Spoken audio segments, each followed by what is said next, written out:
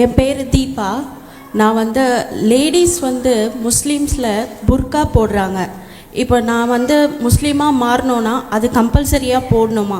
இப்போ முஸ்லீம்ஸ் சின்ன வயசுலேருந்தே போடுறதுனால அவங்களுக்கு அது பழக்கமாயிடுது. இப்போ புதுசாக நான் மாறும்போது அதை போடும்போது என்னால் கம்ஃபர்டபுளாக ஃபீல் பண்ண முடியாது.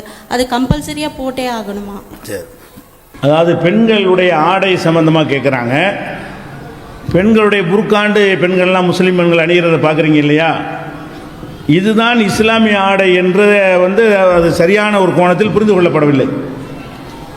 ஒரு கருப்பு கலரில் இப்படி போத்திக் கொள்வதுதான் புர்கா, அல்லது வெள்ளை கலரில் போத்திக்கிறதா அப்படின்ற மாதிரி தான் மக்கள் விளங்குறாங்க. முஸ்லீம்களுடைய பழக்கத்தை பார்த்து நம்புகிறார்கள். இஸ்லாம் என்ன சொல்லுதுன்னு கேட்டால், பெண்கள் அணிகிற ஒரு ஆடை முகம் கையை தவிர மற்றவைகளை மறைக்கும் விதமாக இருக்க வேண்டும். அது கருப்பாக இருக்கட்டும், வெள்ளையாக இருக்கட்டும், என்னவா வேண்டாலும் இருந்துட்டு போகுது. அது சுடிதாராக இருக்கட்டும், என்னவாலும் இருந்துட்டு போகுது. அந்த சகோதரி போட்டிருக்கிறது கூட அது புர்கா தான். தலையில் உள்ள தலையை மட்டும் கொஞ்சம் மறைச்சிக்கிட்டாங்கன்னு சொன்னால் அதுவே புர்கா தான். இப்போ புர்கா என்று நம்ம என்ன விளங்கிட்டு இருக்கோம்னு கேட்டால், ஒரு கருப்பு வண்ணம், குறிப்பிட்ட நிறத்தில், குறிப்பிட்ட ஒரு டைப்பில் இருக்கிறது தான் புர்கான்னு விளங்கிட்டு இருக்கிறோம். அப்படி கிடையாது. இந்த மாதிரியான ட்ரெஸ் எல்லாம் நபிகள் நாயகம் காலத்தில் கிடையாது. நமக்கு சொல்லப்பட்ட விஷயம் என்னன்னு கேட்டால், பெண்கள் ஆண்களால் ரொம்ப தொல்லைக்கு உள்ளாக்கப்படுவதற்கு அவங்களுடைய உடை அமைப்பு ஒரு முக்கிய காரணமாக இருக்கிறது. அதனால் என்ன செய்யுங்கன்னு கேட்டால், வெளி உலகத்தில் செயல்படுவதற்கு முகம் தெரிய வேண்டும். அது மாதிரி கை இருந்தால் தான் செயல்பட முடியும். இதை வைத்து மற்றதை நீங்கள் மறைத்து கொண்டு வெளியே வீட்டுக்குள்ளே இருந்துட்டு போங்க. வெளி உலகத்துக்கு வரும் பொழுது அந்நிய ஆண்கள் என்ன மாதிரி பார்க்குறான் நமக்கே தெரிகிறது. எங்கெல்லாம் அவனுடைய பார்வையெல்லாம் ஊடுரும்னு தெரிகிறது. அது மாதிரியான விஷயங்களை எதற்காக நம்ம ஆண்களுக்கு காட்டி அவங்கள சீண்ட வேண்டும் என்பதற்காக இஸ்லாம் அந்த உடை கட்டுப்பாடை சொல்கிறது. ஒவ்வொரு பகுதியில் உள்ளவங்க அவங்களுக்கு பகுதிக்கு தக்கவாறு இந்த மாதிரி மறைக்கக்கூடிய விதத்தில் பல டிசைன்களில் போடுவாங்க. சரி, தஞ்சை மாவட்டத்துக்கு போனால் வெள்ளை ஒரு போர்வு மாதிரி சுற்றிக்கிடுவாங்க. அது அந்த அந்த பகுதி கொடுக்காமாங்க. இந்த பகுதிக்கு வந்தால் ஒரு கருப்பு கலரில் ஒரு இது மாதிரி போட்டுக்கிறாங்க. அது இந்த பகுதியுடைய வழக்கம். ஒரு குறிப்பிட்ட கலரோ வண்ணம் கிடையாது. இப்போ உதாரணமாக எடுத்துக்கொண்டீர்களே, ஆனால் இப்போ நம்ம தமிழ்நாடு முதலமைச்சர் ஜெயலலிதா இருக்காங்க இல்லையா, அவங்க அணிஞ்சிருக்கிற ஆடை இப்போ தலையை மட்டும் போச்சிட்டாங்கன்னா அதே புர்கா. அது மாதிரி போடுவதால் அவங்களுடைய வாழ்க்கை செயல்படுவதற்கு பாதிப்பு ஏற்படுதா? செயல்பாட்டுக்கு பாதிப்பு ஏதாவது ஏற்பட்டதானே அதை யோசிக்கணும். வழக்கமாக இயங்குறாங்க, எல்லா வேலையும் செய்கிறாங்க. இன்னும் சொல்ல போனால் ஆண்கள் அணிகிறாங்களே, அது இல்லைன்னா நானே புர்கா தான் போட்டிருக்கிறேன். ஆண்களுக்கு அவசியமே இல்லை. எனக்கு கை மூஞ்சி தான் உங்களுக்கு தெரியுது.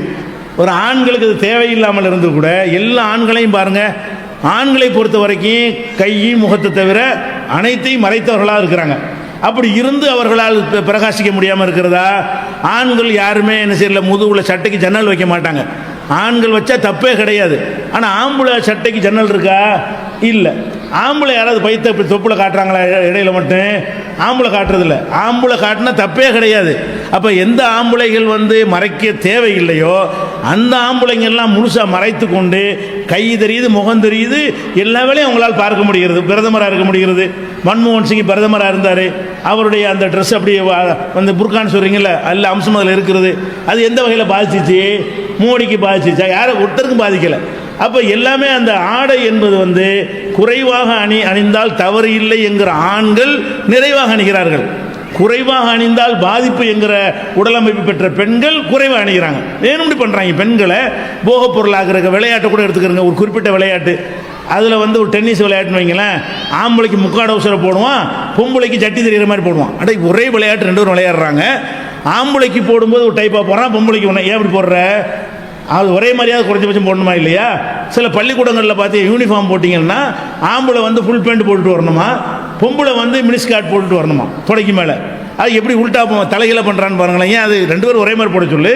அப்போ ஆம்பளைக்கு நிறைவாக ஆடை அணியணும்ன்றும் பெண்கள் குறைவாக அணியணும்னு ஏன் ஆக்கணும்? அந்த பெண்களை ஒரு போகப் பொருள் மாதிரியே சித்தரிக்கணும், ஆண்களுடைய காட்சி பொருள் மாதிரியே காட்டணும் என்பது அப்படி ஒட்டுமொத்தமாக ஊறி போய் இருக்கிறது. அதெல்லாம் வரக்கூடாது என்பதற்காக தான் இஸ்லாம் சொல்லுகிறது. குறிப்பிட்ட வகையான வண்ணம் கிடையாது, அமைப்பு கிடையாது. நல்ல அழகான சுடிதாரை போட்டுக்கொள்ளுங்கள். தலையில் மட்டும் என்ன செய்யுங்க, முடி கவர்ச்சியானது. பெண்களுடைய முடி ஒரு கவர்ச்சியானது, அதையும் பார்த்து ரசிப்பானுவோம். அதுக்கு தகுந்தவாறு ஒரு துணியை போட்டுக்கொண்டீர்களே ஆனால் அதுக்கு பேர் தான் புர்கா. இது எந்த வகையிலையும் உங்களுடைய வாழ்க்கை முன்னேற்றத்தை என்ன செய்யாது, பாதிக்காது. முஸ்லீமாக வாழ்வதற்கு தடையாக இருக்காது. உங்களுக்கு தொழுவதற்கு தடையில்லை. அந்த ஆடையை போட்டு தொழுகலாம், வெளியில் போகலாம். குறிப்பிட்ட வண்ணம் என்பது ஊரில் ஏற்பட்ட ஒரு பழக்கம், அதுதான் சட்டம் என்று கிடையாது. அது போட்டால் ஈஸியாக இருக்குன்னு மாட்டு போயிடுவாங்க ஒரு ரேடியா. அதுக்காக செய்கிறார்களே தவிர அது இந்த கலர் தான் போடணுங்கிறது கிடையாது. இஸ்லாத்தை ஏற்றுக்கொண்டு நீங்கள் இந்த கண்டிஷனை